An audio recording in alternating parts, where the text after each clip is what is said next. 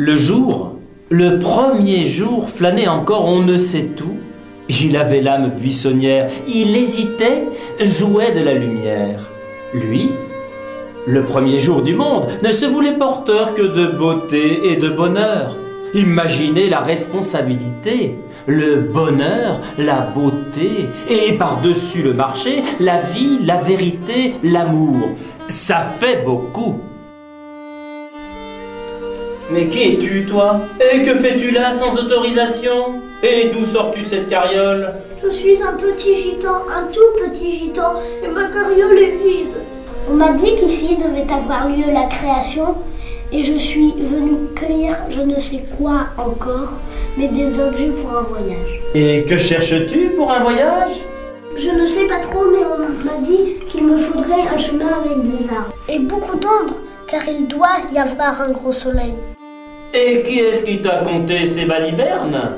Une lumière toute petite et qui s'appelle étoile. Elle est tombée du panier. Mais de quel panier parles-tu? Du panier d'un monsieur grand, très grand, un véritable artiste. Et il a un nom, cet artiste? Oui, la petite étoile m'a glissé son nom dans l'oreille. Il s'appelle Dieu. Dieu? Quel drôle de nom, Dieu! On dirait un nom désaffecté comme les vieilles diligences. Et tu l'as rencontré? Eh oui, mais je ne l'ai pas dérangé, il était avec son fils et un autre personnage qui faisait plein d'espiègleries. Et quel genre d'espièglerie? Des lumières, des étoiles et même des langues de feu. Et où? Dans un grand atelier. J'ai regardé, mais je ne suis pas entrée.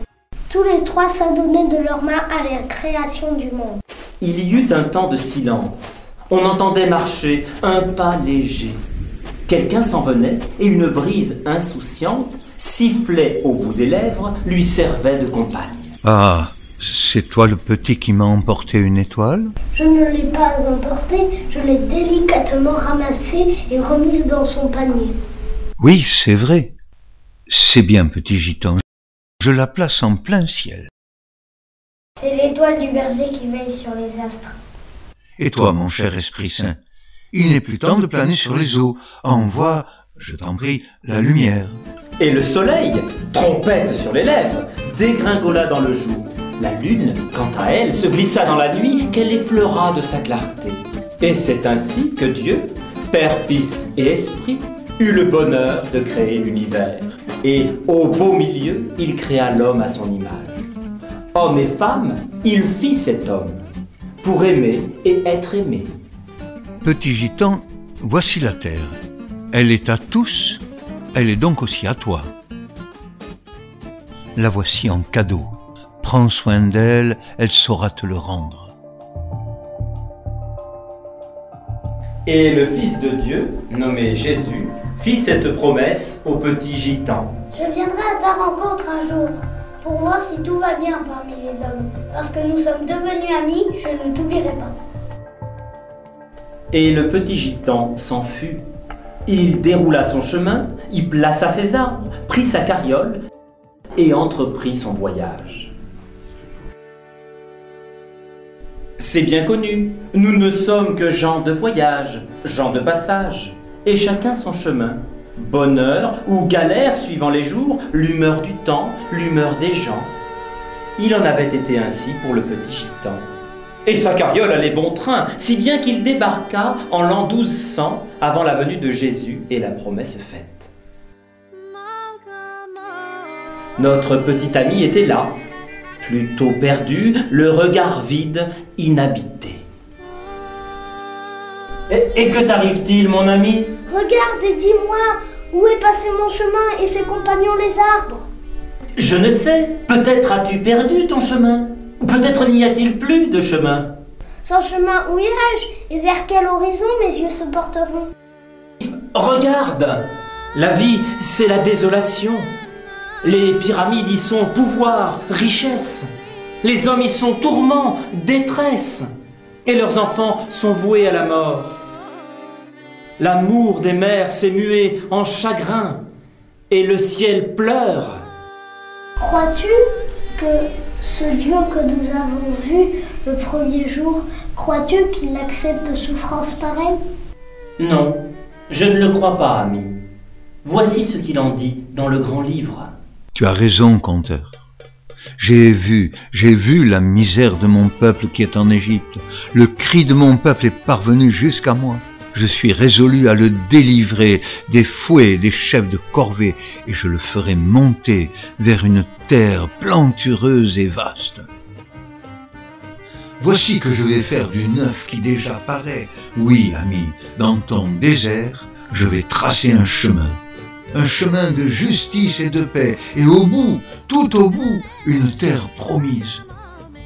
Et notre petit ami, son chemin retrouvé, reprit sa quête, avec dans sa carriole tous les espoirs du monde. Il se demandait si la promesse de son ami, le Fils de Dieu, n'était pas un rêve, un de ceux que l'on caresse du bout des doigts et qui aussitôt s'enfuit au loin. Quelqu'un saura-t-il me dire s'il vient? Sur mon chemin, je ne vois que misère et malheur, et j'en suis accablé. Je sais que le Seigneur ne veut pas ça. Qui me dira demain? Que t'arrive-t-il, mon enfant? Tu as l'air perdu et tourmenté. Mais quelle est cette tristesse qui occupe tes yeux? Les paysages s'en vont le dos courbé, et les horizons sont en prison. Et je ne vois s'avancer le bonheur qu'avec des difficultés et des béquilles. Quelle sinistre vie tu me peins là. Offre à tes yeux, enfant, le plus beau des sourires. L'ami, ton ami de toujours et des débuts du monde, prépare sa venue. La jeune femme est enceinte. Elle porte un fils auquel elle donnera le nom d'Emmanuel, ce qui veut dire Dieu avec nous. Il sera conseiller merveilleux, prince de la paix. Il ne jugera pas sur l'apparence. Il jugera les faibles avec justice. On ne fera plus de mal dans le pays. Tous auront la connaissance de Dieu. Mais quand arrive-t-il? Bientôt, petit. Bientôt. Reprends ta route. Dispose tes arbres sur ton chemin. Et à leur ombre, va. Ton chemin est en toi, intérieur. Et il n'est que cela. Amour et bonheur. Et au bout, tout au bout, le Messie nous viendra. Ton chemin est en toi. La musique de ton être, de ce que tu es ou ce que tu deviens. Que belle et bonne soit ta musique intérieure, et ton chemin sera bonheur. Il déroula son chemin, y plaça ses arbres, prit sa carriole et entreprit son voyage. Bethléem était en pleine effervescence. L'empereur de Rome avait décidé un recensement et de partout affluait du monde. Notre petit ami, perdu dans la foule, se faisait rabrouer, disputer. Là, de tant de chicanes et de confusion, il s'en fut dans la campagne environnante. Ah, voilà une grotte. Nul ne viendra ici me causer quelque tracas. Et là, de son voyage, il s'endormit. Dans son sommeil, on devinait combien les songes s'amusaient entre eux. Pour qui tendait vraiment l'oreille, les rebonds de la balle étaient perceptibles. Son ami n'allait-il pas venir bientôt? Mais quel est ce bruit qui, par vagues successives, se donne des airs de tapage et s'en vient à l'allure de tumulte? J'entends meugler et on dirait qu'on braie. Qui bêle ainsi sans retenue?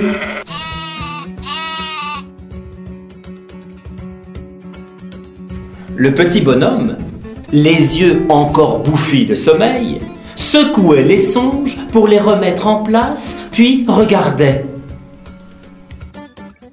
Le bœuf se donnait contenance. L'âne, avec son air aussi distant qu'un lendemain, tentait de paraître tout à fait à la page. Notre ami, c'était flagrant, s'interrogeait. Entrait dans la grotte un couple, visiblement fourbu. L'homme était aux petits soins pour la femme qui attendait un enfant. Il la longea sur la paille, posa son baluchon sous sa tête en guise d'oreiller. Les moutons paradaient et les bergers, étonnés mais heureux, avaient le regard offert à l'espérance. Il se passait, à n'en pas douter, quelque événement d'importance, car notre ami, le petit gitan, souriait. Il avait raison, notre petit ami, car c'est là, à la minuit, que Marie mit au monde son fils, auquel on donna le nom de Jésus, ce qui veut dire « Dieu sauve ». L'ami, mon ami tant attendu, le Fils de Dieu est là. Il se fait homme pour nous montrer ce que vaut véritablement une vie d'homme et ce qu'il en coûte pour le devenir réellement. Et au bout de ton chemin, petit ami, quels sont à l'instant tes sentiments? Souviens-toi, comme moi, tu es gitan. Tu es aussi gens du passage, gens du voyage. À tout voyage, il faut un horizon. As-tu toi seulement choisi le tien? Ce n'est qu'après seulement que tu pourras dérouler ton chemin, y planter tout du long tes arbres et entamer ta route vers ton horizon. Cet enfant de la crèche peut être cet horizon. Il a dit ces mots qui jalonnent mes jours. Aimez-vous les uns les autres comme je vous ai aimé. Ce Jésus, par sa parole et sa façon de vivre, nous désigne la route à prendre, aimer. Je suis le chemin, la vérité, la vie. Et si ce chemin, nous le prenions ensemble? Au revoir Bonne route! et joyeux Noël!